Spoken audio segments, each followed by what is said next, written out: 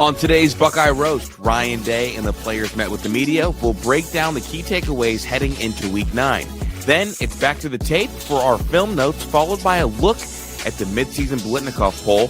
Where do Buckeye receivers rank amongst the nation's best? We'll also talk about the growing Ohio State fatigue in national media and debate the big question: who's really the better duo nationally, the linebackers or the wide receivers? Finally, we'll preview the top games of Week 9 with playoff implications across the board. I'm Chris Drew, and this is the Buckeye Roast with Ron and Q right here on Dead Air Sports. Make sure you like and subscribe.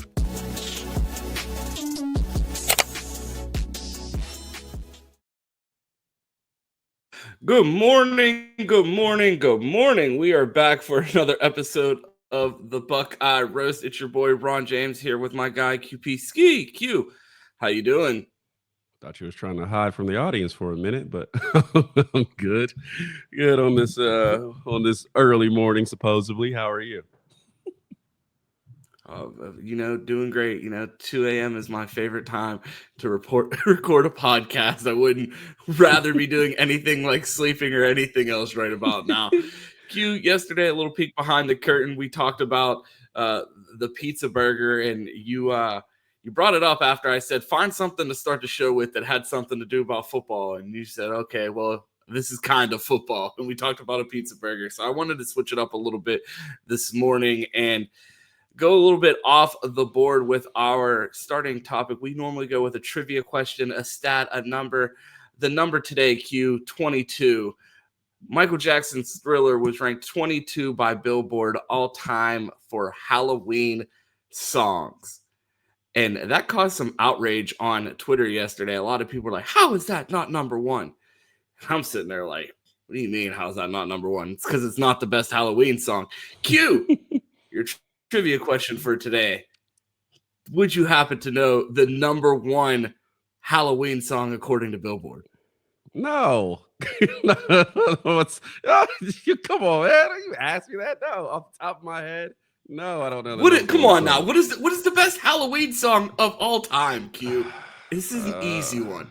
It's an easy one. Ask the non-music guy. Name number one song all time. Okay, give me. All right, what decade? Give me some hints here. What decade? I have no idea. Not recent. Like, what do you mean? Like, it's not. What do you think it is? Like an NBA YoungBoy song? Yeah, exactly. The Murder Block. No. Number one all time. I can't think. I know it's gonna be old. That's why. I'm like, well, it's probably older than us. Yeah, I don't know, man. Monster Mash. I'm not. That is the greatest Halloween song of all time. I'm watching people on Twitter talk about how is this not number one. I'm like, because Monster Mash is the greatest Halloween song of all time, and it's not even close. Bro, you know what the number one Halloween song of all time is? You ever seen Halloween 3? You ever seen Halloween 3? Yeah, you asked the movie guy. I love I've seen the third installment of a movie series that has 97 installments. No, even if I did, I probably would remember. Well, it's funny because they go to this town. It has nothing to do with Michael Myers. They go to this town that's like kind of weird, and like they keep running this commercial, and it's like 8 more days to Halloween, and like every day it just counts down. So it just gets stuck in your head, and it's like you're watching the movie, like, stop singing that song, and then you start singing it because you keep hearing it. So, that's got to be number 2. I mean, perfect timing. If we would have played we could grab that clip for tomorrow, and we're actually 8 more days till Halloween. I probably can find it. If the number appeared in the movie, I could find it online. Q, I wanted to give you a chance to redeem yourself since you just fumbled the Monster Mash guess there as the number one Halloween song. There's 25 songs on this list, Q. Can you guess one other song on this list? Thriller. That doesn't count. Okay, go on, man.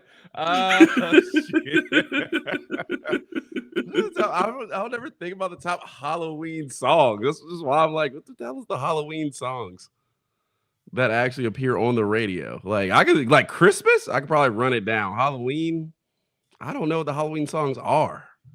You know, Yeah, I think that some of these were a reach, but I mean, there's some famous ones that you might get. All right, those are some notable ones because I'm not going to get it. Okay, so here's some notable ones. Don't Fear the Reaper, Blue Oyster Cult. I don't know You have Ghost by Justin Bieber. I would have never Super guessed that. Gremlin by Kodak Black. Okay, all right. I felt like that was a bit of.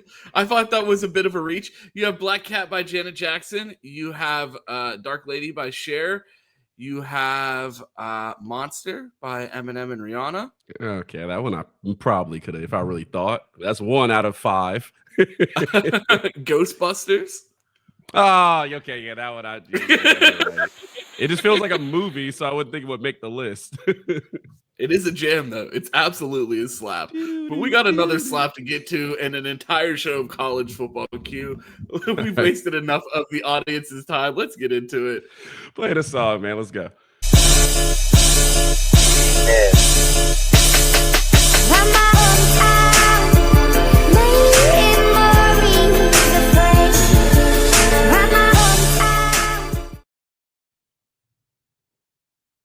Play Monster Mash there. That would have been hilarious. One day we'll have that level of production. It'll just be all through the show, all these 25 songs. After we get our Bugattis at the Christmas party, we're going to hire an intern.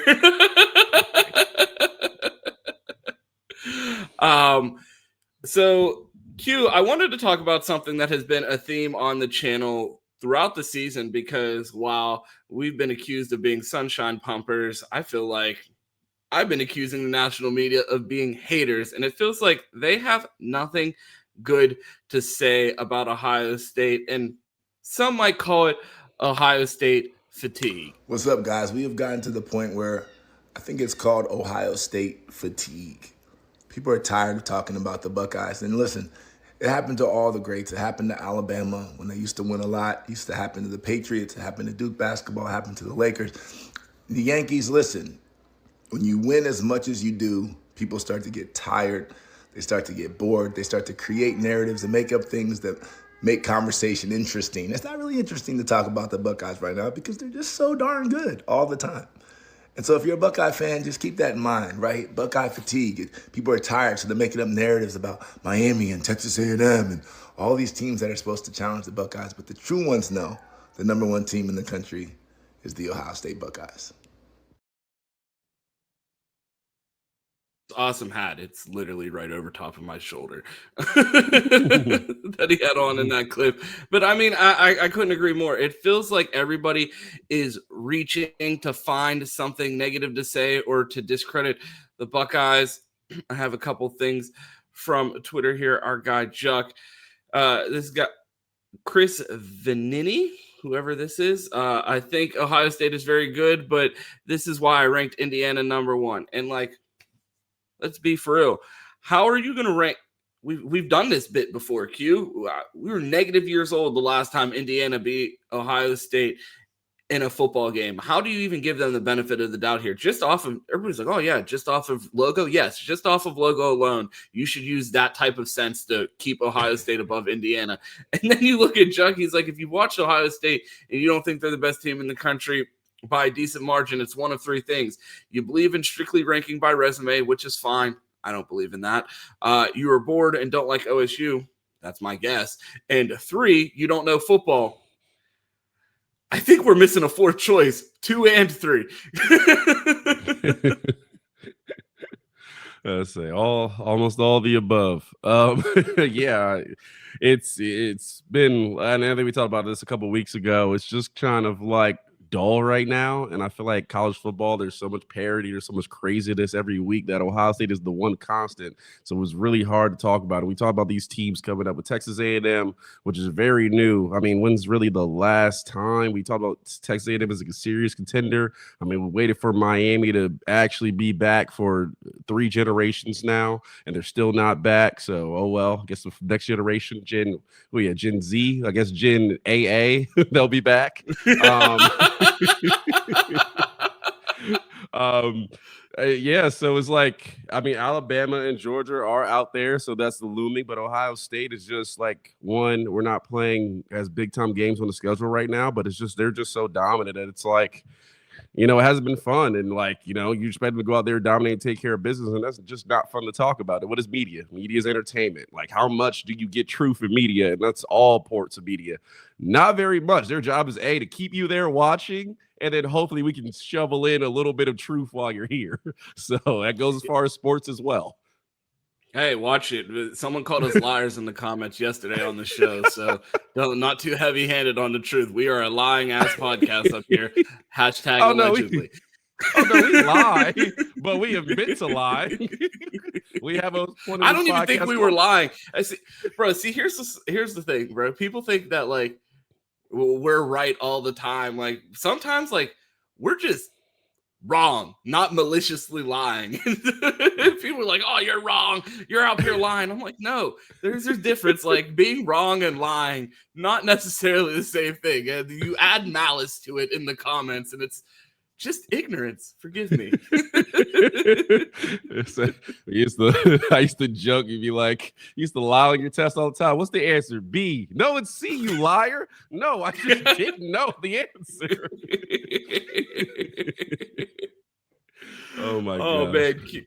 Our guy Cam had a banger of a tweet the other day, and it said, "We are officially in Ohio State ain't played anybody part of the season. LOL." And I retweeted it. You see the like from my screenshot, but man, and we'll get into it later because we did a film breakdown, or we watched the film at least, and I called you halfway through the defensive film, and I said, "You ready? Because I'm not watching the rest of this. This might be the worst offense we've watched all year." I mean, this Wisconsin team is bad. So, I mean, some truth to that. We haven't played anybody. I wouldn't say we haven't played anybody. I would go with we're not playing anybody right now because, man, that Wisconsin team was terrible.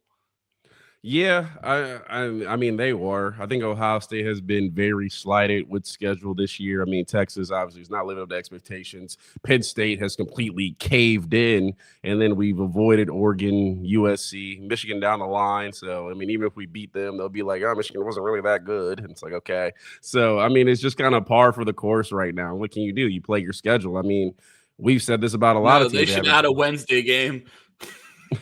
Yeah, I don't know. Maybe play the Browns on the Tuesday and see what happens. I don't know what you want me to do. More up to. I don't know. Cardell Tate would know, so we gotta ask him. They don't want to see him again. But yeah, I mean, you got to play your schedule. Unfortunately, teams have had a downfall of a season. There is some, I mean, at least Texas is still ranked, so you have that. But yeah, it just hasn't been good this year. But if you look dominant, it doesn't really matter who you play against. It's like you look there and you're like, well, this guy's not missing any tackles. It's like, well, he's probably good regardless of who he plays against. It's not like he's not playing against D1 players. Absolutely, man. It's just like it just feels like everybody's looking for a reason not to say Ohio State's the best team in the country. I don't know if like people are just trying to be different, but like, and I don't know, maybe this is the Ohio State homer in me, forever persecuted. Everybody hates us, but it's just like when we have teams like this every other season, I feel like it's unavoidable. No matter what national podcast I turn on, we're talking about, is this Georgia the best defense we've ever seen? Is this Michigan defense the best defense we've ever seen? This Alabama offense, like, and it's like everybody seems reluctant to want to talk about this Buckeye team. It's like they're not bought in, they're not interested, they're not believers, and I'm just like, it should be a historic run where Buckeye fans can't turn on any channel that's talking college football and not see their team. And it's like, outside of Ohio State media, it feels like for the most part, people are trying to discredit this Buckeye team. No, I mean, I agree. And you talk about Georgia a couple of years ago, the year we faced them, where they were running back to back, and it was like praise all over, and this defense is back and they're better than ever, and we're rolling down the timeline. And that may just because the national sports leader network has vested interest in Georgia, but it's also like you heard that a lot, and you heard it going down the line. And with this Ohio State team, everybody's out there to question them, and you start. I mean, you've had literally people trying to push teams who have no business being considered a contender into the contender status just to talk about someone else. I mean, even after Ohio State, when we thought Texas was a good team, they just didn't have a good week against Ohio State. You have people already pushing the LSUs and telling us Vanderbilt's for real and Florida State is a contender. Even then, hard for me to say that, but they were trying to do anything to not talk about Ohio State. So, I mean, I certainly agree. It's not as vested interest around the nation right now, but that's what we have the playoffs for. So if we don't know now, we're going to find out. Q, every time we get to Wednesday, we do a segment where we look at the top matchups of the week, and I'm normally offended by some of the teams that are on the list. I'm normally confused why other games aren't on there. And anytime I predict, like, man, this is a sleepy Saturday, nothing much going on, it turns into complete chaos in college football. When you look at this list, Q, can you see it happening? Because, again, I feel like it's the cursed words, but, I mean, we got a snooze fest. Like, I hate this South Carolina team. Like, I have now moved them into the category of, like, one of my least favorite teams because of how hyped they were and how awful of a team they actually are. And, like, people just because, like, we are now in week 9 and people are still talking about South Carolina like they're a good football team because so many people lied during the preseason and will not move off of that. So, like, it's like, oh, well, they beat South Carolina. I'm like, bro, South Carolina's terrible. They lose to everybody. But, like, just because everybody preseason said they were a good team, we have to pretend like beating them means something. I mean, no Boise State on this graphic, so we're doing well. The only game that really sticks out to me, Q, and tell me if I'm crazy, are we looking at a potential upset alert at UCLA, Indiana? I certainly hope not, for the Big Ten's sake. I hope that does not happen, because if that is, the conference big for the brand in California. Yeah, it's gotten bad. We got to hold on. We got to have Indiana hold on to get some kind of credibility around here. But I hope that doesn't happen. I mean, I'm with you. I've doubted the week schedule about 5 of the 9 weeks, and we just get a crazy weekends of college football. But, I mean, I look around and I say, we might have some good games here. I mean, Vanderbilt, I don't think they're a real contender, but they have been fun to watch. That game might be exciting with Missouri. I hate both of these teams, too. Well, both of them are moving in that category as well, because again, Missouri, not a good team, but there's so much mid in the SEC that it's like, all right, well, they're 15, and then Vanderbilt, they're now the SEC team that has to hold down the 10 spot. Like, I mean, do we think they're going to beat anybody for a national title? No, but do we have 10 teams that could actually contend for a national title? No, so let's expand the playoffs and get even more teams that don't have a chance at winning a national title into the picture. I mean, fair enough. At least Vanderbilt has been somewhat fun to watch. But, I mean, I look down here. I mean, the game that sticks out to me is that Texas A&M at LSU. Now, I do not believe LSU is a serious team by any category, but this is just one of those SEC games where I'm like, LSU has a chance to, play a game at home, just turn up for no reason and be a team we haven't seen up till now, and we won't see going forward in some way. Find a way to muck this game up and put Texas A&M in danger of losing that undefeated streak that they have. So that is one that I'm looking at. Do I think that will happen? Probably not, but I mean, LSU at home, it is a tough place to play, so we will see. I don't want to pick them all, but also, too, I feel the same way about South Carolina. I feel like you're just going to get it, and I knew South Carolina was bad from the beginning of the year. When they played Virginia Tech, I watched that game. Shout out to my boy Gabe Williams. I watched that game, and I was like, if Virginia Tech had any level of I'm talking about in Iran, if we had suited up and left UCLA and went to South Carolina and played receiver, went to Virginia Tech to play receiver, they might have had a chance in that game. They somehow didn't. And now I feel like the South Carolina team, who's been bad all year, which I thought they were when they played Tech, may just be like, you know what? It's Alabama. This is our one chance of year to actually show up. And then we'll start to hear, oh, this is how real the SEC is, because teams luck up in a week and just play well for that week and then don't be consistent. So those are the two games I'm looking at right now. I mean, the bias on this list, like I already just started to scroll the ESPN master schedule because I knew like there's just complete silliness on this schedule as far as like top games of the week, because I'm looking right at Auburn and Arkansas, and like the only way I could describe this matchup is hear me good, nigga. I'm here to double down. That shit is a 2-pack of ass. The fuck are you talking about? That shit stinks. Just like the SEC bias is out of control. Like that game is just a complete mid-off, and it's on the week 9 top matchups. No, I'm not going there. I want to talk about this Michigan State game. I want to get an over-under from you. I don't even need a prediction as far as the score. All I want to know is over-under 0.5 punches thrown in this game.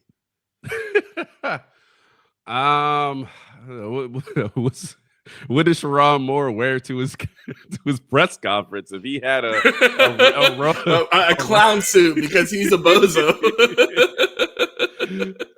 About to say, if he had a boxing robe on and some gloves, because Michigan was going to come out swinging this weekend, I would say over. I don't know. I think because Michigan State is so bad, maybe there's a chance. It's like, hell, we ain't going to beat them on the field. We might as well try to beat them off the field because we've seen that before. I'm going to go under right now. Yeah, I'm going to go under right now, but I would not be surprised. And then when you look at this list, I mean, clearly the star of the week is this Ole Miss Oklahoma game. Where are you leaning on that one? Because I feel like, I mean, is this a playoff game for these two teams? Yeah, I mean, definitely say so. I think if Ole Miss drops another one, you're in real danger. Would they have one loss? Is it just that was just their first one to Georgia? Mm-hmm. Yeah, okay. So, I mean, they still have a little wiggle room here, but I think this is big for Oklahoma. I mean, I thought with John Mateer, we're definitely early in the season that went against Michigan, which is a solid team. I mean, obviously that loss against Texas looks pretty bad, but I would say I think with John Mateer back, they'll give him a pie for that one because he's just coming off an injury. If Oklahoma can win this game to keep themselves still in contention, I don't think they're a bad team. Like, I know a lot of these SEC teams, I'm like, yeah, I think this ranking is a little bit far. So I think Oklahoma is at least a solid team at worst. Q, we talked about potentially Indiana, UCLA being on upset alert. Another ridiculous potential upset alert, and this team could end up winning. I mean, the line's 30, but you have to be looking at this Miami team and their game against Stanford. Of course, it's in the state of Florida because, you know, Miami doesn't play their first game out of the state until November, but Stanford travels to Miami, and you just want to see how this team responds. They started off 5-0. They stumble against Louisville, a team with high expectations that at one point, you know, Josh Pate's talking about all these creatures on this team, and they're the number one team in the country. Do they return to form? Do you see them come out and get a dominant win, or do you think that, like, you see the typical Miami meltdown in the second half of the season? I feel like this is a real test for them. And if they're able to go out there and dominate Stanford, I think that would make a statement as far as the team that they are going forward. A couple other games that I wanted to mention, Q. Washington, a team that I'm adding to a new list. I'm not buying it. I feel like that's one of those other teams that they're like South Carolina. People keep trying to convince me that this Washington team is good, and I'm no longer watching teams just because they're playing Washington. Like, oh man, this is a good matchup. You see Washington take on Illinois. I expect Illinois to go in and win that game, and I'll be really disappointed if they end up losing this Washington team because I'm so out on that team. I thought they were good preseason. Washington's the favorite in this game too, which is like I'm trying to be the Big Ten homer and hype up the conference, but man, we're starting to look like the SEC and not the old one. Yeah, I mean, I think Washington is an average team. Again, they were flirting with top 25 when we played them. Obviously, that didn't go well for them. Michigan game didn't go well either. And they definitely have their flaws. Now, Illinois should be able to go and get a win here. I think they should be pretty solidly get a win here. I think they're especially with their playing style. But I mean, if they should them, they're not favored, and that's hard for me to bet completely against Vegas and say those guys are idiots because they come up with some spreads where it's like, well, how did you know that? Do y'all go to the future and come back? So I would hope Illinois gets a win here, but I mean, if they lose to Washington, it's a bit fraudulent. Yeah, a couple other games that I wanted to talk about this week. I mean, two of my favorite people in the sport of college football face off this week in Fran Brown of Syracuse taking on the Fighting Haynes Kings and Georgia Tech. Like, I don't know. I feel like Fran Brown coach team, just because you know that you're going to get some crazy like halftime comment and sideline reaction is much watched TV. They go out and air the ball out.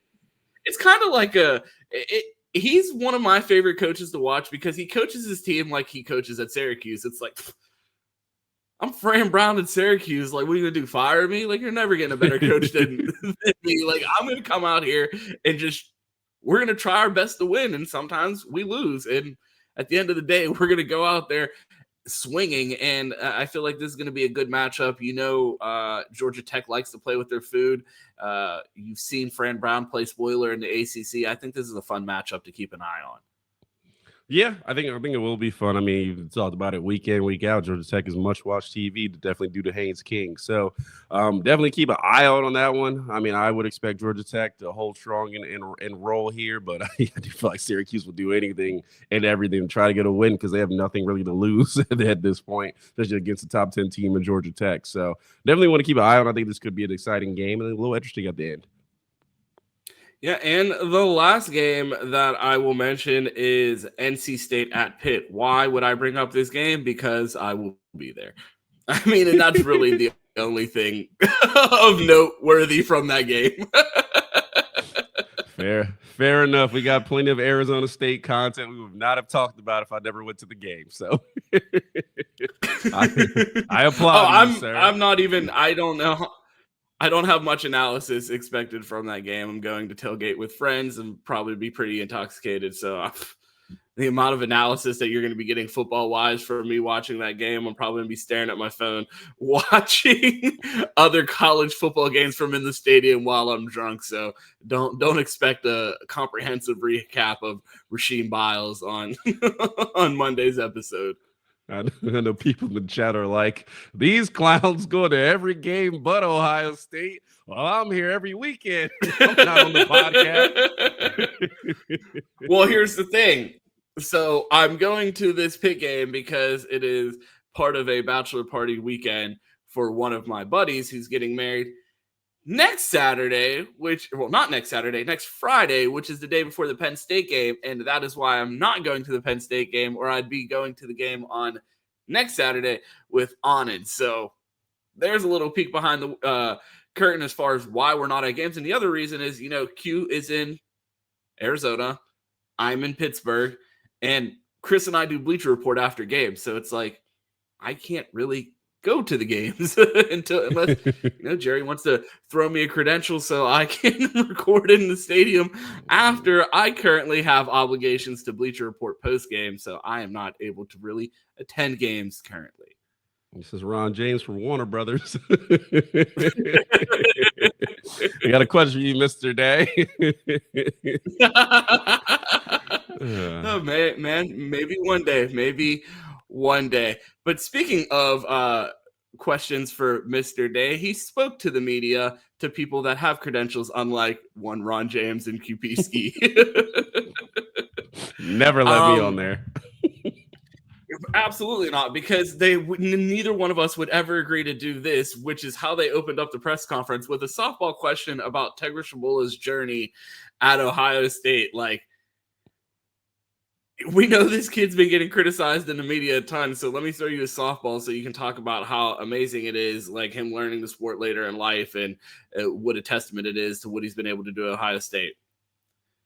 And absolutely. But I mean, it was clear as day that they were trying to set the tone of like, we're not about to criticize, and we'll get into it later. He ultimately says, I'm not going to point fingers, and then goes on to describe a bunch of mistakes about the person that they started the press conference with. But that's how it started. And then, Q, any thoughts there as far as starting the press conference like that? I mean, bro, there's a reason. There's a reason we have petitioned not to listen to press conferences anymore. Is because you absolutely, and Ryan Day, I'll give him his credit. This last, I guess, year in the maybe less than a year, he's done a lot better being honest and actually answering some questions. I feel like this is Ohio State PR 101. Like, we're getting ahead of this. We absolutely hear what people are saying, and we are going to protect this kid because, one, we believe in him and we know that he's going to need to contribute. And two, this is how we run the program. We're not going to we're not going to leave a kid out to, like, just pretty much leave him out to dry as far as no protection from the head coach, the SID, any of that, when, we've watched this kid start and win a national championship. So I felt like that was Ohio State getting ahead of, like, we know we're about to get questions about the struggles on the offensive line here later in this interview. I mean, of course, don't let your players hang out to dry. That is their job. So I agree with it. He talked about Julian and said that someone asked about his expectations and is Julian out playing them given his performance so far in the statistical games that he's had. And Ryan Day said he really tries not to have expectations, but does think that Julian had his best game of the season against Wisconsin. And I can't disagree there. Yeah, I mean, I think he balled out. I mean, yeah, if you take the Grambling State game off the board, like I think he did I would say he probably had a little better than that. He maybe it's a couple shots in there, and we'll get into the film later that he could have took. But again, it's hard to complain when he really went out there and made zero mistakes. When a guy really makes zero mistakes, you really, what are you gonna say? Like, oh, he took the 5 yards to the 10-yard pass. It's like, okay, so one by almost 40. So it's not much to complain about. But I think Julian definitely is playing some of his best ball this season. Absolutely. Ryan Day did continue to talk about the right guard later in the press conference and said that they're looking at everything available. And I think this is a point in the show where I do have to give Tegra some bail here. Because I pretty much anointed Josh Padilla as the right guard, and on rewatch of the film, not so fast. And it seems like they're trying to get Tegra right, because I feel like, and we've talked about this throughout the year, I've said I think Tegra is the best option when he's playing at his peak powers, but he's not doing it consistently, and they need to get him to do that. You saw Josh Padilla get reps in there. I called Cam about this, about the offensive lineman. I'm like, what is it with them having struggles with handling twists from the defensive line? And we watched it pop up on film in the red zone. You could see it on the TV copy. You saw it on the All-22. It happens week in and week out, and they struggle with it. And Cam's like, he's like, it's not complicated at all. Like, they don't have good hips. He's like, Tegra is a mountain of a human being, but he doesn't have those quick twitch hips to be able to turn and react to these. And he was like, if you're not in position and someone makes a move on you, he was like, it's all fun and games when you're watching film. He was like, when you're 300 pounds and you're out there in live game action and you have an NFL athlete making an athletic move in front of you, it's a lot easier to criticize on the film. Like, hey, how don't you get your hands on it? And he's like, it looks crazy on film when they completely whiff. And it's like, how the hell do you do that? And he was like, when you realize how big these humans are and how fast the defenders are actually moving, he was like, it looks worse on film than it actually is in practice, because it's so hard to actually do, and what they're being asked to do is so difficult. So he's like, I will give him some bill there. He was like, they absolutely need to be more athletic, but he was like, it simply comes down to their hips, and they're not able to turn and re-square themselves in these situations, and that's how they're getting beat. And you see it on the film there. So I was like, and you watch Josh Padilla have some of those similar struggles, and you watch struggles across all the offensive line. It wasn't a pretty game for the O-line, despite the victory that they had and how dominant the offensive looked. And again, I feel like that's us being nitpicky because everybody else has been so dominant. There's only these things are what stand out on the film because everybody else is doing their job at such a high level. And you get to the point, it's like, well, will these things ever come up to bite the Buckeyes? We don't know, but we can't ignore them when we see them in the way Ryan Day's talking about it and the idea that they're not done searching for an answer at right guard. It doesn't seem like they're settling for it either because they clearly see the flaws on the film and they're working on it, but you'd like to see more progress there. Yeah, I mean, I agree a lot. You definitely want to continue to work on it. I mean, we've talked about the run game for a while now. We've talked about, I think pass pro has been pretty decent. I mean, they haven't really given up much. We're not giving up a lot of sacks. I mean, Julian Sayin has been mobile enough to evade and get away from pressure. So I don't think it's as big of an issue, but I think especially like Cam said, it is hard to look in person. I mean, I'm at home eating chips, so it's very easy for me to be like, hey, you missed that, like, you know, but in real life, yeah, the game does move fast, and for people who play at that level, they really understand it. So I think this offensive line will continue to get better. Like I said, you look at the schedule. We have Penn State coming up. That'll be a pretty good test for the offensive line. I don't care what the ranking is. I mean, I know they have athletes on the defensive line at Penn State, no matter how bad Jim Knowles is coaching them. So we will see there. And again, we got a bye week. Guys get healthy. Guys can get better. And we'll see if you can. The best thing is, it could be not great right now, but if it continues to be better, this team will be prized for a national championship run. And we don't know if it'll bite us in the back, but we will see if that happens. So I just want to see improvement week to week, and whether it's Josh Padilla, Tegra, or whoever, if they can continue to get better. I mean, Philip Daniels didn't have the greatest game either, but if they continue to get better, then you'll say, okay, we'll be ready to go, regardless of who we play. Yeah, Ryan Day said after his press conference that they were going to have the champions meeting and also give out first half of the year feedback. So it'll be interesting to see how some of these guys have graded through the first half of the season, and the fact that they're not only looking at it from a game-to-game basis, but trying to track the progress and seeing how far that they've come so far. So it'll be interesting to see the growth for the second half of the season, and glad that they're recapping there. He said that there's no hierarchy, or he had an interesting statement actually before he mentioned the running backs. He said they're making sure they are doing what's right by the team. And I thought that was interesting phrasing, because it feels like Ryan Day is really doubling down on the notion that there's really no politics going on in that building. And I don't know if that's a message to the fans, if that's a message to recruits, if that's a message to the team, but it's very no nonsense type of mentality that it feels like Ryan Day has continued to reiterate in multiple press conferences of the best player is going to play. Whether you're making a ton of NIL, whether you're a freshman, whether you're from Ohio, whether you're from another state, it does not matter. There is no favorites around here. You know who every coach's favorite player is? The best player on the team. Like, whoever is going to go out there and do their job at the highest level. And the fact that Ryan Day used the phrasing, doing what's right by the team, that they're not letting some NIL donor, some corporate sponsor, some coaching preference get in the way of making sure that this team is competing for a national championship with the best 11 players on the field every snap. Well, that's news.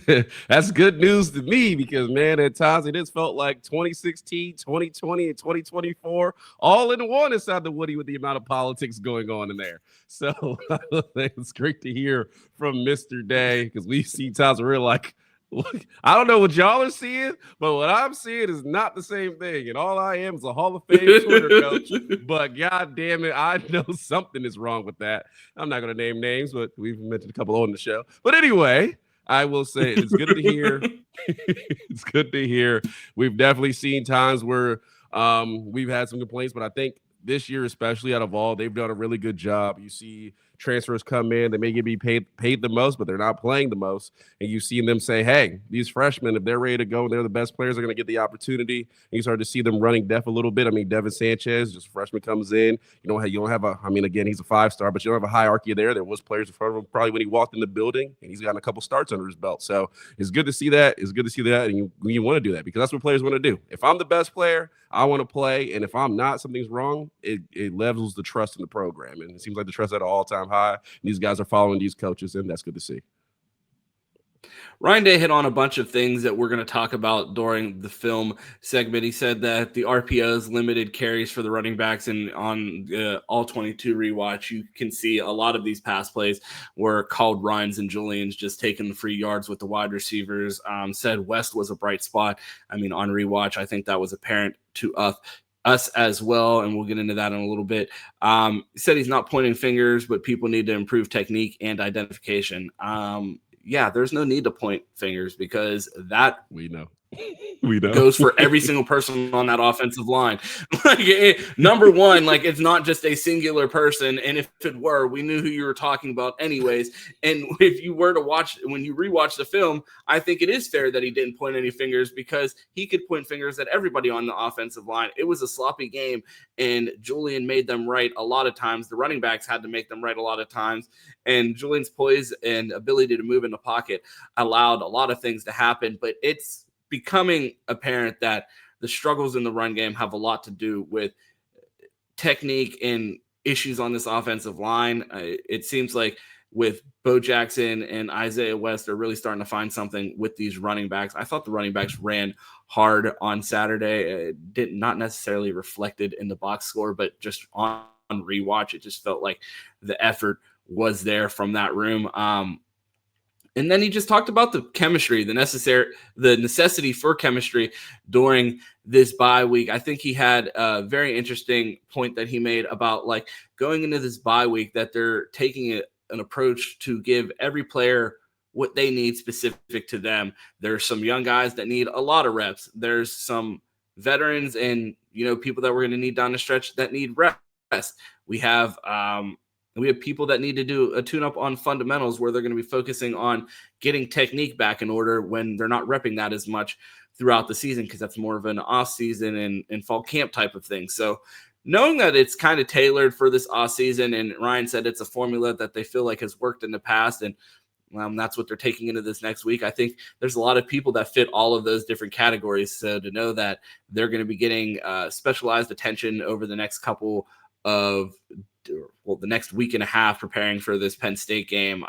It's good to know that this team has a little bit of a reset. And I said earlier in the season, man, I wish we were playing top 10 matchups every week. And now I'm looking at Ohio State's schedule going into Michigan. I'm like, man, this is nice not really having to sweat this Penn State matchup, because I just want to see this team get healthy or be healthy by the time they get to the college football playoff, because, man, things are rolling right now for the Buckeyes. Yeah, they're doing well. It still is the developmental time because you don't really have to worry about it. I mean, Penn State has been a train wreck so far, so I don't think many of us are going to be on edge for that game. But like you said, it's a time to work on things. We have a lot of young players playing right now and stuff that we want to see. Talk about Bo Jackson, Isaiah West. They play really well. We'll get into it later. You can talk about Quincy Williams. It's really Mylan Graham getting into the offense. We want to see more of that. I think there's a lot of progress, and hopefully there is on the offensive line. I think defense is hard to complain about the way they're playing. So as we continue to take those strides, I think we'll be good to go. And I follow what Ryan Day said.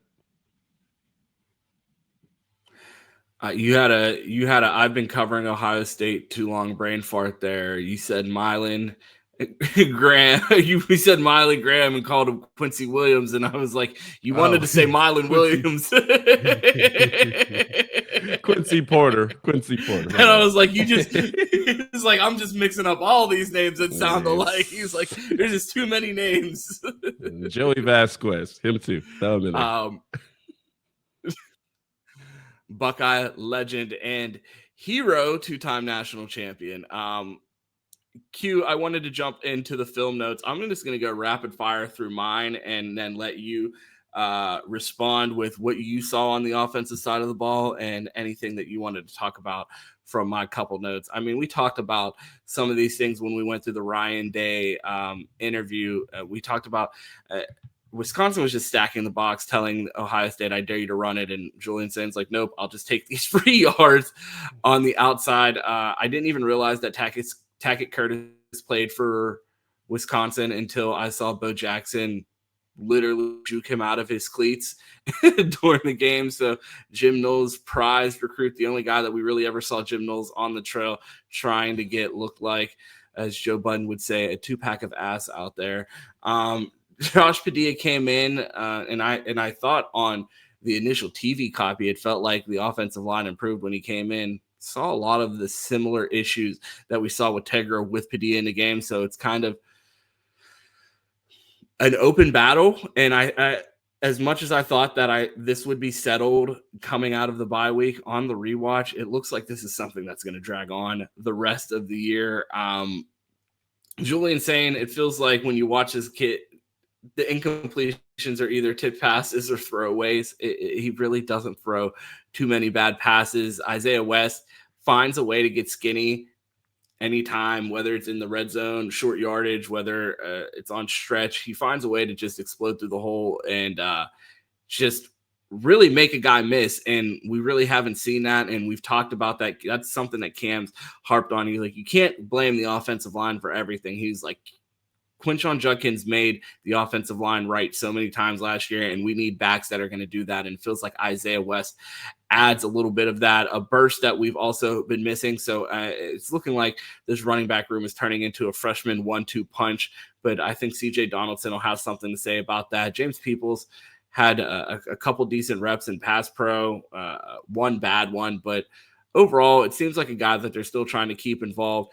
And I think it's only fair to call out the rest of the offensive line because it wasn't just Tegra that struggled. I mean, Josh Padilla came in and struggled after him. You saw Phillip Daniels arguably have his worst game in a Buckeye uniform. And Q, I wanted to ask you, and before I pass this over to you as far as what you saw on the offensive side of the ball, do you think any of this has something to do with like overlooking an opponent? Like, are we hitting like some sort of like mid-season fatigue, or are these issues that could potentially last into the playoffs? We talked last season, it felt like a lot of these things that we were talking about were correctable. Identification issues, technique issues, stepping with the wrong foot off the snap of the ball. And that was a lot of what we saw, so much so that Ryan Day called it out specifically in his press conference.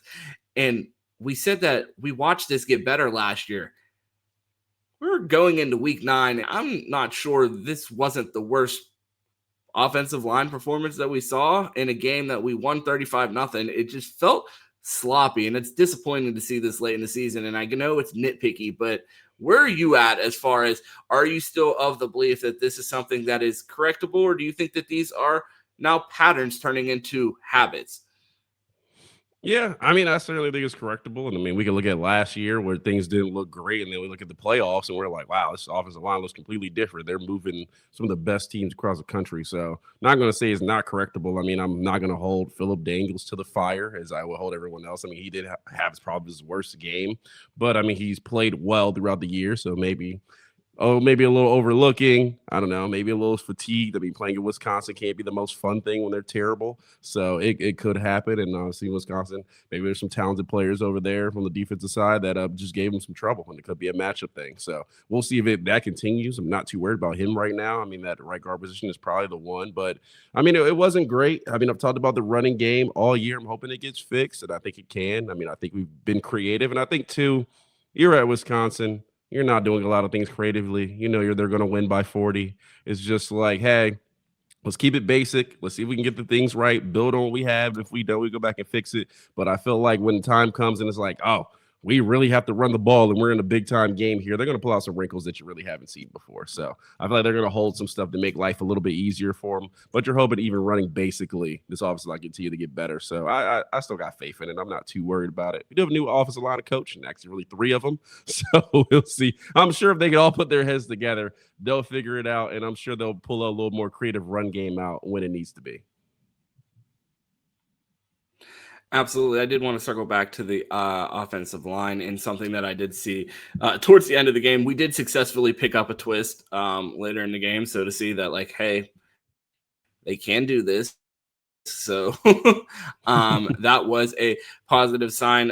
In regards to Phillip Daniels, I mean, it was without question his worst game of the game of the season. He got beat on an inside move at least 5 times in that game. It was the spin moves inside, just speed rushes inside. This is not a great game. And again, I just chalk that up to you watched him, show up for the Colin Simmons matchup in week 1 against Texas. You've watched him show up in big time matchups, and you really haven't heard his name much. So to see him have a game against Wisconsin, I'm just going to go with that's a midseason letdown. And overall, I expect them to come out of the bye polished and ready to go for this. I mean, this Penn State team's not very good, but they are super talented, which is crazy to say. They're not a good team, but they are uber talented. So I feel like it's going to require everyone to be on their P's and Q's next week. Speaking of P's and Q's, Quincy Porter looks like a absolute freak show out there. He had 1 or 2 catches actually, and the one, man,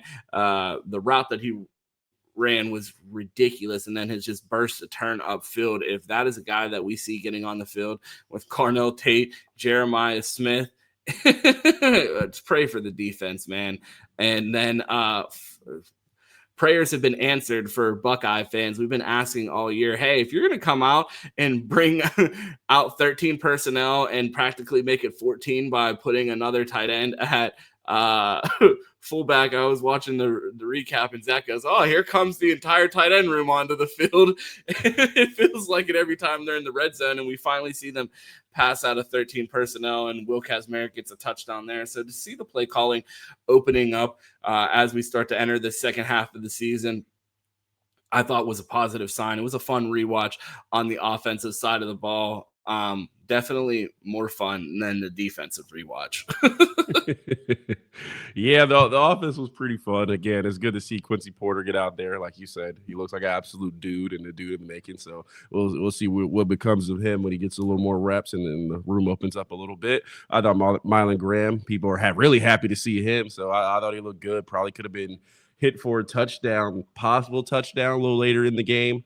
But Julian missed him on that one. So, but I thought they looked good, and I'm happy to see him. And I said, if you can play 15 tight ends and throw to all of them, it's like, I don't think Mylan Graham should be targeted as much as Bennett Christian. I'm just saying. So definitely get them a little more reps, get them more involved is something that I'm definitely looking forward to. But the offensive rewatch was fun, and then I'll let you go on the defense. So on the defensive side, I'm gonna start with my very last note before I shut it off, and this is easily the worst team that we've played all year offensively. You see like times where the Buckeyes should get punished for playing not so great coverage, but this dude couldn't throw a rock into the ocean. And then you see plays where the defense is right and it should have been a pick six, but again, this guy can't throw a rock into the ocean, so it's not a turnover. So it's like, I don't even know what to take away from this team because they're just so terrible. It felt like, the position group that had the biggest question mark on it coming into the season was the Ohio State defensive tackle room. I mean, they looked like the steel curtain defense out there, the way they were just slicing through that offensive line. Will Smith Jr. had a strong game. Tywone Malone, I feel like I'm saying this every week, his best performance in a Buckeye uniform. He keeps getting better week in and week out, and seeing him solidify that spot on the interior is a positive sign for the Buckeyes. Peyton Pierce gets the start at linebacker. Arvell Reese being a complete freak show and Peyton Pierce being good enough to be a starting linebacker in the Big Ten already that deserves the play, gives them so many things, so many options of how they want to defend the run with that bear front when they move Arvell down to the edge and bring Peyton Pierce on the field. I think he has been getting better week in and week out, and it just shows why Matt Patricia is here. And Ryan Day talked about that in his interview today. I kind of skipped over that note, but he thought one of the reasons that he brought in Matt Patricia was he wanted to have chemistry with all the coaches on this coaching staff and didn't want to bring in a defensive coordinator that wanted to bring in his own staff. He's like, I have the best defensive staff in the country. I just need someone to come in and that can gel with this coaching staff and that can maximize his talent. And you see that when you put on the film and they're maximizing the talent of, hey, we have depth in this linebacker room and Arvell Reese is an absolute freak show. Let's move him and use him in a less traditional way and get Peyton Pierce on the field.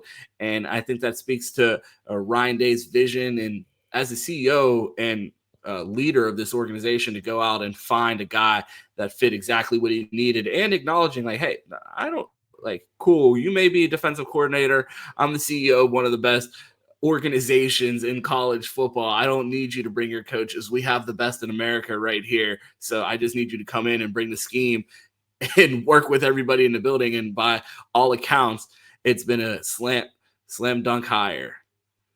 Yeah, well, he did get Boyer, who's the best in the box he's ever seen, so he got one. An off-field coach.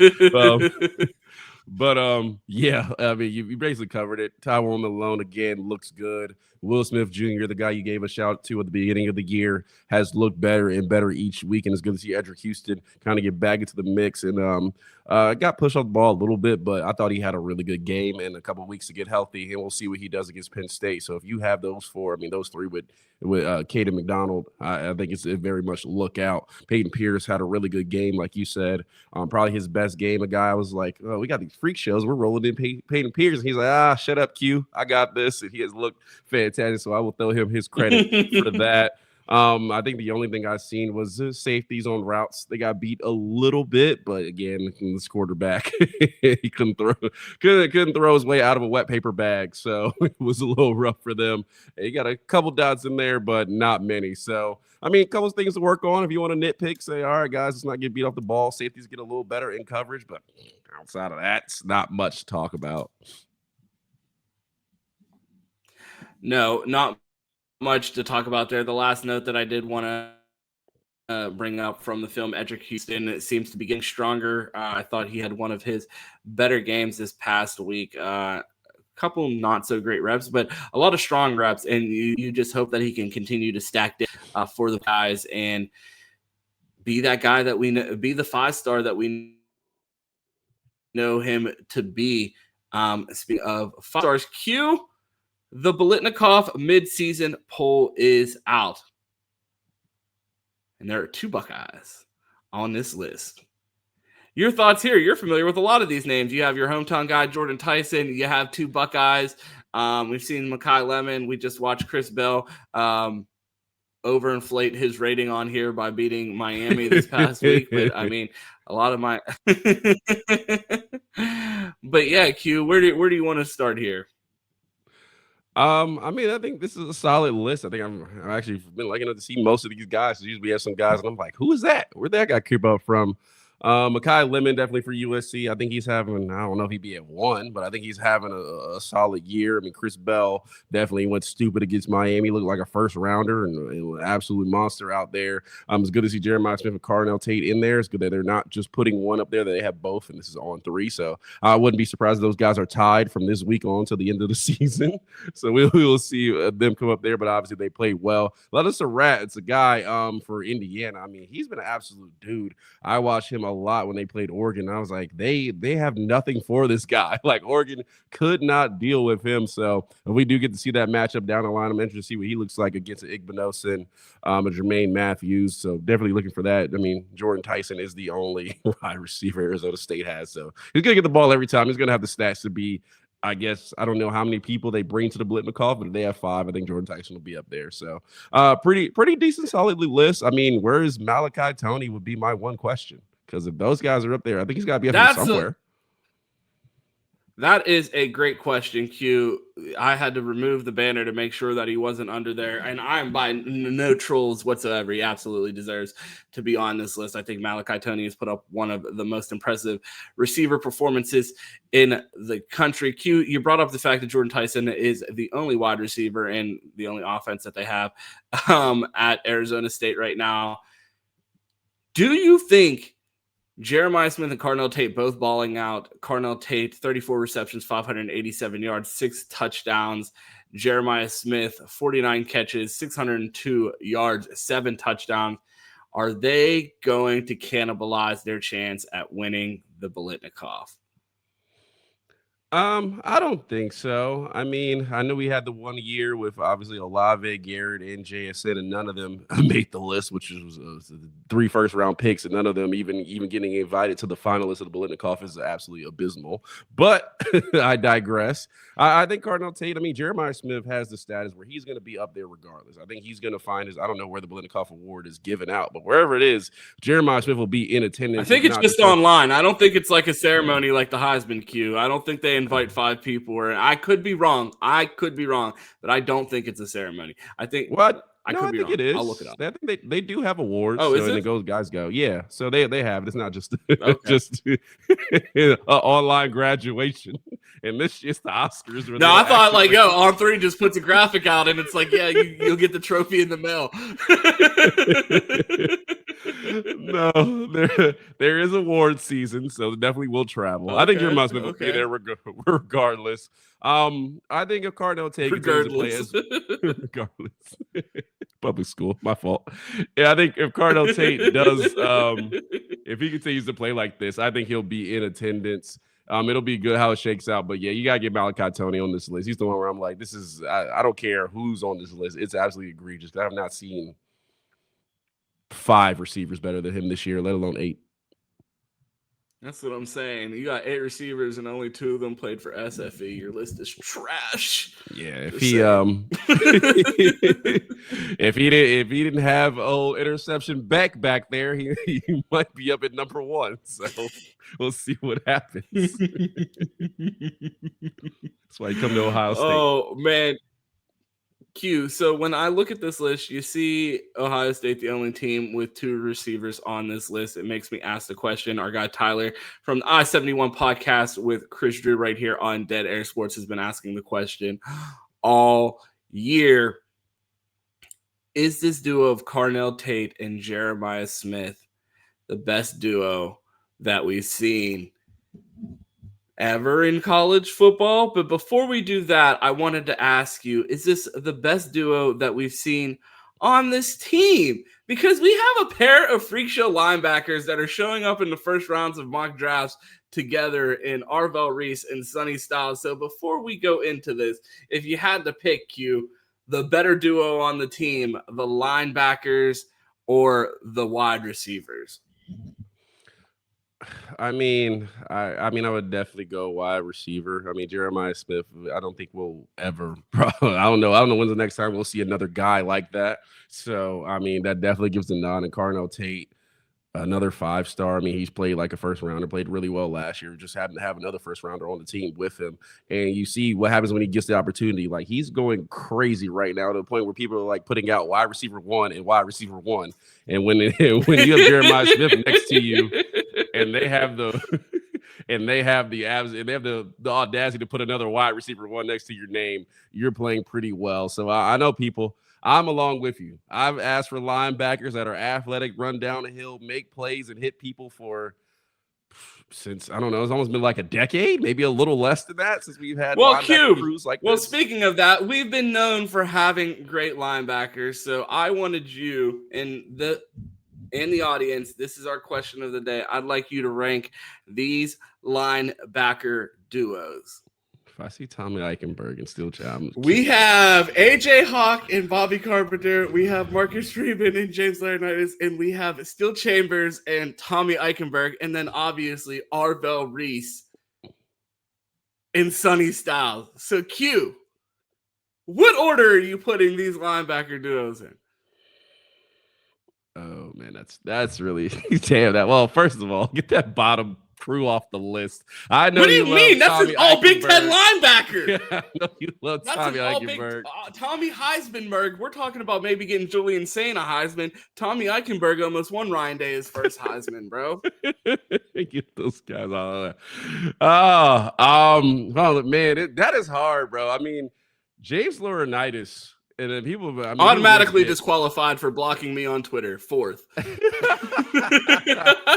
I mean, for a long time, he was the best, maybe defensive player I'd see. His sophomore season at Ohio State, maybe the best season I've ever seen from a linebacker that I've seen play here. I lie to you not. He was an absolute monster. If you remember that play he had at Texas where he stripped the ball right on the goal line, and that was a 1-2 matchup. Like this one should have been this past weekend. Like one of the greatest plays I've seen. Like Jay Laurinaitis was an absolute dude. I mean, obviously Marcus Freeman, not quite up there. So I will definitely go the AJ Hawk, Bobby Carpenter, Anthony Slagle crew. I mean, I thought they were one of the first linebacker crews I watched where I was like, these are absolute dudes. They don't even have a black guy. They're out here balling, flying across the field. like that's that old school linebacker that they be talking about. I mean, obviously that was a monster lineup. So I will probably have them at 1. If I had to do these 3 right here, it'd probably be 1, 2, and 3. No, you have to put right? Arvell Reese and Sonny I into know. this ranking.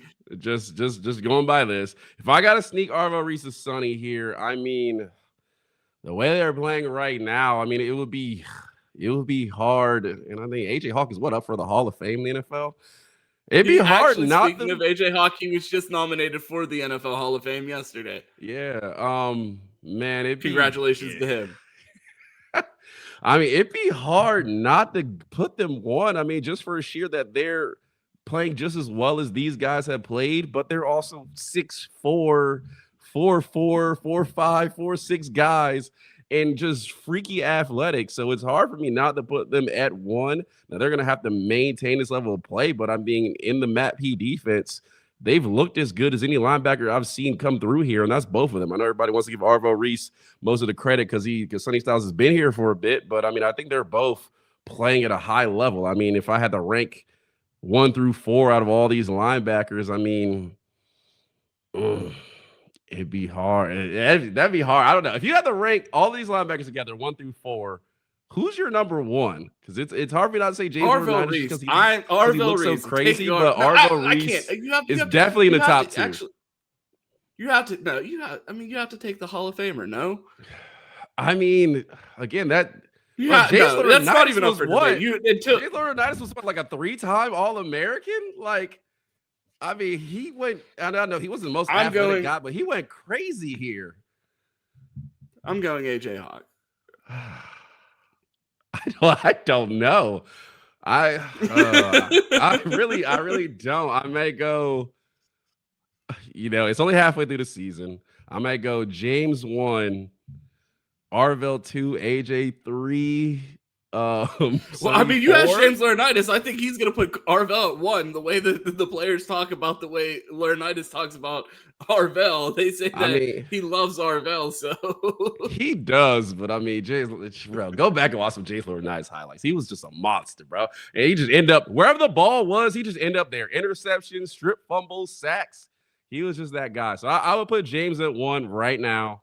I probably put Arvell at 2 because I think he's definitely going to finish unanimous All-American. AJ Hawk at 3 and probably Sonny at 4. That'll probably be my list if I had to go top 4. Okay, if I had to go top 4 out of all the linebackers available, I'm going Tommy Eichenberg at 1, AJ Hawk at 2, Arvell James. Okay. It's where I'm going to have to go. It's almost like Tommy Eichenberg played for the SFE with that ranking, but I'll let you have it. One more before we get out for you in the chat, because I think this is definitely a fun chat question.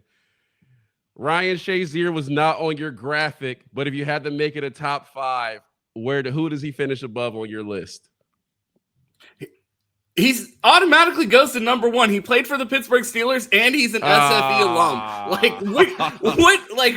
What kind of question is that? That's why I didn't even put Ryan Shazier on the graphic, because I couldn't even take my bias out of it.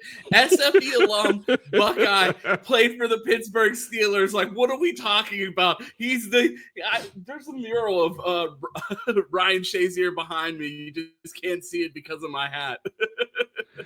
Fair enough. Because he played for Pittsburgh, I'll put him at 5 on my list. But it's a chat question. In the comments, give us your top 5 linebackers with the list we just gave you, and let's see what happens. I'm interested. We'll respond to all those because those will be fun. Actually, we should bring them up on the next show. So next show, put them in the comments. We'll bring them up and see what people's lists are, because I think that'll be fun. Absolutely. Q, I wanted to stick with these wide receivers and Tyler's topic about is this the best duo? I thought before I compared them to all-time wide receiver duos around the nation, I figured we would start with all-time Buckeye duos, and we go back to 2006. And I also want to shout out to 11 Warriors for this article, because it is awesome, because it saved me a ton of research. As of 2021, this article is, so I would imagine the seasons that we missed were Garrett and Chris and Marv and Emeka. So, I mean, those are obvious. You know what those guys did, so you can factor them in as honorable mentions for starters. You have I think Chris and Garrett are actually on this list as we get further down here. But you have Ted Ginn and Gonzo in 2006. Ted Ginn, 781 and 9 touchdowns, 734 and 8 touchdowns for Gonzo.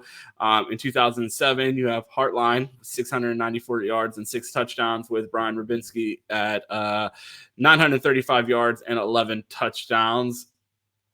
2005. Steeler legend Santonio Holmes, 53 catches, 977 yards, 11 touchdowns. Ted Ginn, 51 catches, 800 yards, and 4 touchdowns. That's a crazy combination right there. When you said Gonzo, I was like, where's Santonio Holmes at? What are you really talking about? Love Gonzo, Dane, be real. We have Pat's guy here, and Devere Posey and Dane Sanzenbacher, 884 yards for Posey, 7 touchdowns, 948 yards for Sanzenbacher with 11 touchdowns. Underrated duo. This is Ryan Day putting his mark on the program. Paris Campbell and KJ Hill, 90 catches, 1,000 yards, and 12 touchdowns for Paris Campbell. KJ Hill, 70 catches, 885 yards. And then at number 1, as of right now on this list, because obviously there's not Chris and Garrett. You have the season where him, JSN, and Chris Olave, Garrett Wilson, and JSN all almost went for 1,000 yards. You have David Boston with 2 appearances with D. Miller on this list, 97. David Boston went for 970 and 14 touchdowns. Jesus Christ. D. Miller, 981 yards and 5 touchdowns. David Boston the next year in 98, 1,400 yards, 13 touchdowns. D. Miller, 900 yards and 3 touchdowns. And then you have the combination of Marv and Emeka. You now have Carnell and Jeremiah. And man, I feel like I'm starting to run into my issue when we did the Marv Ohio State Mount Rushmore. I mean, how do you argue with those David Boston numbers? You don't, especially back how many years ago that was. David Boston was a monster. 26. Yeah, so I mean, there's all of your Buckeye ones. You guys let us know. Do you think before we move into the national conversation, where do you think is this the best before we even move to the national conversation? Is this the best Ohio State duo that we've ever seen? So let us know in the comments. Is this the best Ohio State wide receiver duo? If it is yes, let us know. If it is not, let us know who you have as your best duo. Some other famous duos. We have Michael Crabtree and Danny Amendola. Not a bad duo. Crabtree, 134 catches. 134 catches, 1,900 yards, and 22 touchdowns. Holy shit. Crabtree was a dude. Amendola had 109 catches and 1,200 yards and 6 touchdowns. Yeah, that's one season? Yeah, what was it? That was when Graham Harrell was throwing. That's when the Big 12 played zero defense. Literally, Crabtree and Graham Harrell just went crazy. Yeah, that was in 2007. Yeah. Remember that year they beat Texas because Texas wouldn't tackle anybody, and Crabtree somehow found his way to the end zone on the last play of the game. That's how bad the defenses were. You have, obviously, the one that probably everyone's screaming at their screen, Jamar Chase and Justin Jefferson, and what they're doing in the NFL is incredible, but hard to forget what they did in college as well. Chase, 84 catches, 1,700 yards, and 20 touchdowns, while Jefferson hauled in 111 catches and 1,500 yards for 18 touchdowns. Bro, 38 touchdowns combined is an insane number. And that's literally the next line in the article. And I wasn't even reading it. That was my honest reaction to the prior sentence. And clearly the author of this article felt the exact same way because, man, I thought coming into this exercise that I would be far and away man, this is one of those duos. And I look at these stats and while I think they are comparable talent-wise, they just caught Ryan Day in the wrong era. And I don't think they're going to have the opportunity to put up the stats. Some of the other names on the list, Stedman Bailey and Tavon Austin at West Virginia, 1,200 yards for Austin, 12 touchdowns, another 600 yards on the ground. Bailey, 1,600 yards and 25 touchdowns. Holy shit. And then one of the others that Ohio State fans are quite familiar with, Devontae Smith and Jerry Jeudy. Do we even need to talk about this? That's Q. No. For Buckeye fans to remember how good those two were. We're missing 2 first rounders off of that room. Absolutely. And this, exactly. And then we have Garrett and Chris are the last duo on this list, and you have them with 1,300 yards for Garrett that season, 16 touchdowns. Chris had 95 catches, 1,100 yards, and 14 touchdowns. So they combined for 30. Right now, through how many games are we through? 7 games. 7. They have a combined 13 touchdowns. Be interesting to see throughout this playoff run where they fall historically. But just like I wasn't ready to put Marv on the Mount Rushmore for Ohio State when Bleacher Report asked us to do that, sorry about that. A little bit of technical issues. Had to switch to the wired headphones.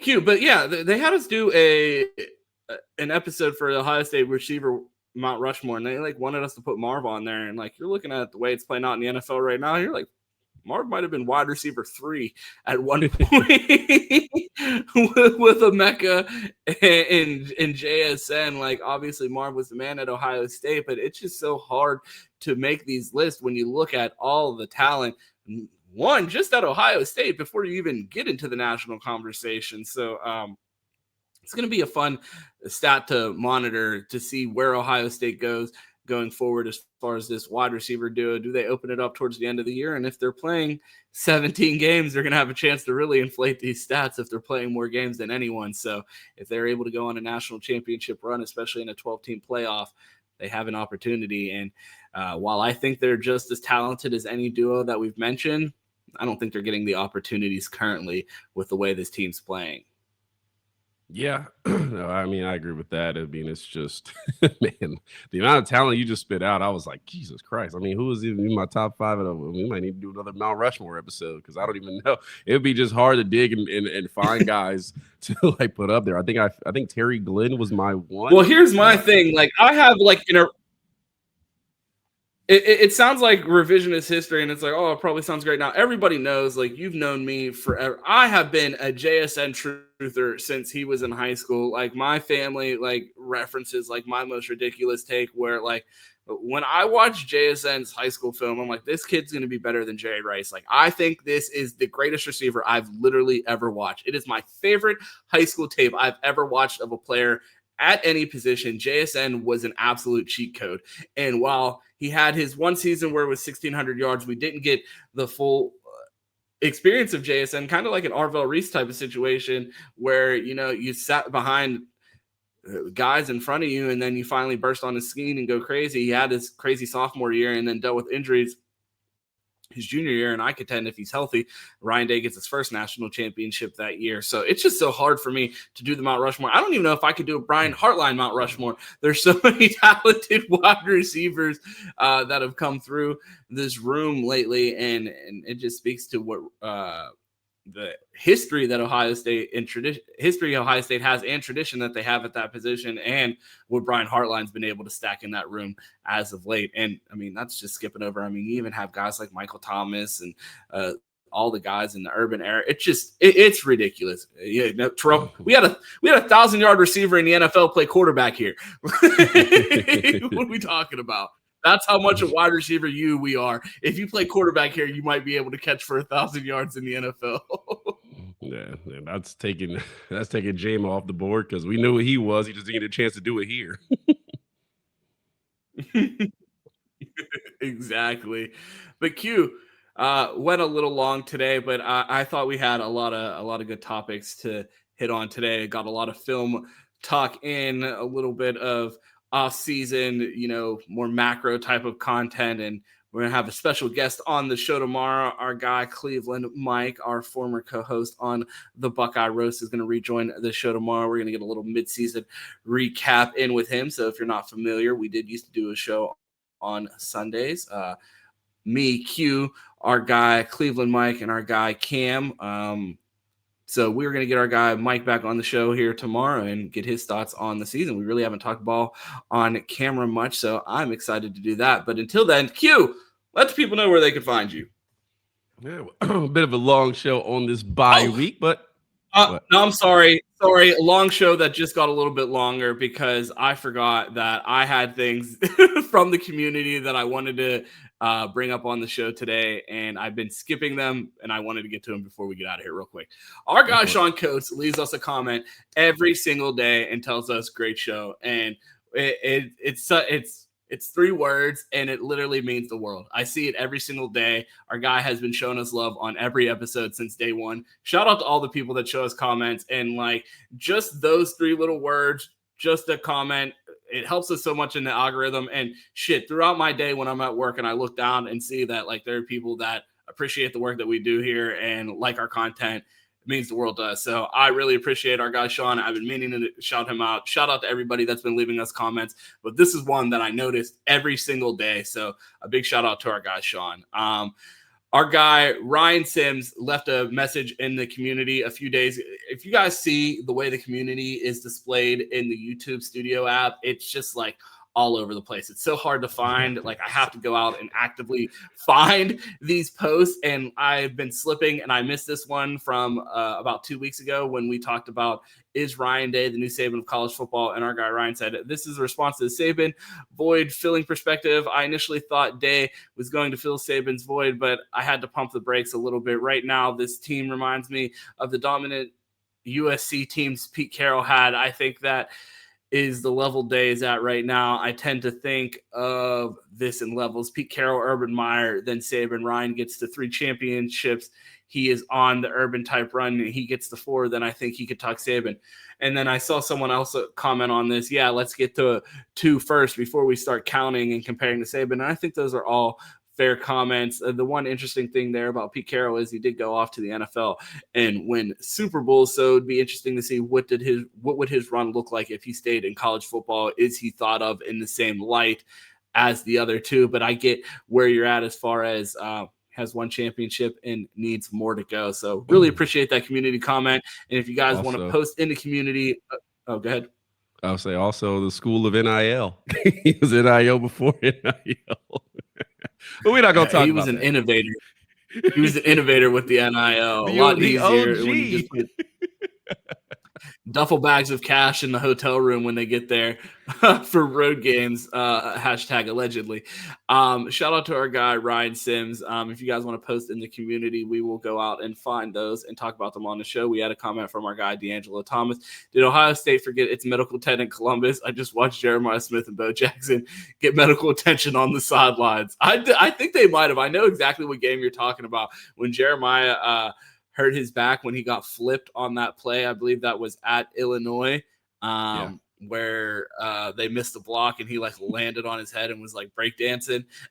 He was on the sidelines like writhing in pain. And I'm like, why is this on camera and why is it not in the medical tent? So I think that is a great shout there because I did notice that on the sidelines during the game. So appreciate our guy, D'Angelo Thomas there. Cute. Sorry, I didn't want to stretch the show any longer, but I had been meaning to put those things in the show. Had to get those shout outs there and, appreciate the community engaging us. And a big shout out to everybody. We've had to smash that like button banner running. We have been doing record numbers on the show. I mean, before we switched over to this channel, I think with no advertisements, I think we had maybe 4 shows over 1,000 views on YouTube. Last week we did 1,000 views on every episode. Yesterday we did almost 3,000 on yesterday's show. So a big shout out to everybody that's been tuning in, supporting us, and helping this channel grow, and growing at a massive rate. Chris has been doing excellent work on the channel. He's been doing solo work. He has the I-71 with Tyler, who's been crushing it on the channel. So just big shout out to everyone that's been supporting us. A big shout out to our guy, Robert Howard. He gifted us 5 members in yesterday's live chat and sent his free, he said, I'm sending my free super chat into the ether that members get. So I wanted to give him a shout out as well. So appreciate everybody tuning in. A big shout out to our dead airheads and all of the members out there. Q, sorry for extending the show. Let the people know where they can find you. It's all good. I appreciate the great show, fellas. All the comments, and when Ron is knocked out sleep on his desk in the middle of work, I'm sure he appreciates it. Yeah, too bad that doesn't happen. That's why I end up taking naps after I get off work. I wake up, I'm working literally all day, and then when I can finally close my laptop, I sleep. Q gets a text every night. Hey, been working all day, gonna need a nap before we can record. So like I sleep in, I don't even know, I'm not a zoologist. I don't know what animals sleep in half chunk increments, but I get about 4 hours of sleep at night before work, and then I get about 4 hours after work. So just when I can find time to sleep, I get it done, but never during work. I wish. Well, fair enough. Those Bugattis ain't cheap. If you want to find me, exactly. City Boy Quentin on Twitter, Flying Johnson on Instagram, and here Monday through Friday on the Buckeye Roast. Not hard to find. Hit that like button. If you have not subbed, please sub. It was for 55% haven't subbed that watch the show on a regular basis. So make sure that sub button absolutely helps us out. Chris Drew has a lot of member content. So if you want to be like Robert H. and the gang, all the good members, we greatly appreciate you. Get stuff behind the scenes. So make sure you do that. We greatly appreciate it. And that's all I got. Ron, get us out of here. Yeah, if you want to find me, you can find me here weekdays on the Buckeye Roast, Monday through Friday at 10 a.m. right here on the Dead Air Sports YouTube. If you are not subscribed, make sure you subscribe and hit that notification bell. If you hadn't already, like that video. You can catch me in the Bleacher Report app post games for instant reactions with Chris Drew after every Ohio State game this season in the Ohio State team stream inside the Bleacher Report app. And you can find me on Twitter at 2Ts. It's 2_TES. We appreciate everybody tuning in. You know how this thing ends. It's always go Bucks. And of course, OH. IO.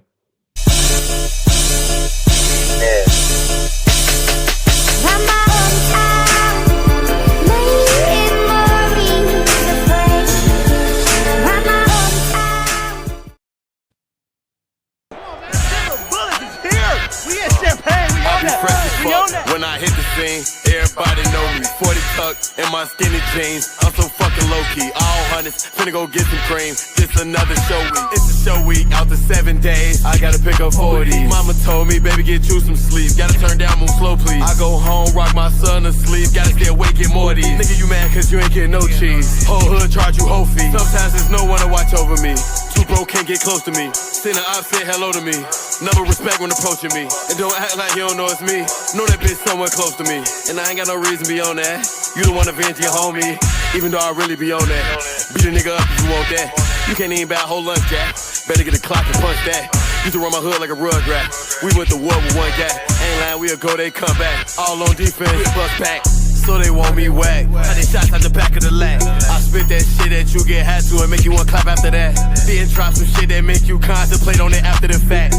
Rap about the shit you living, nigga, what happened to that? I don't give a fuck about the rap game no more, nigga, I'm after the check.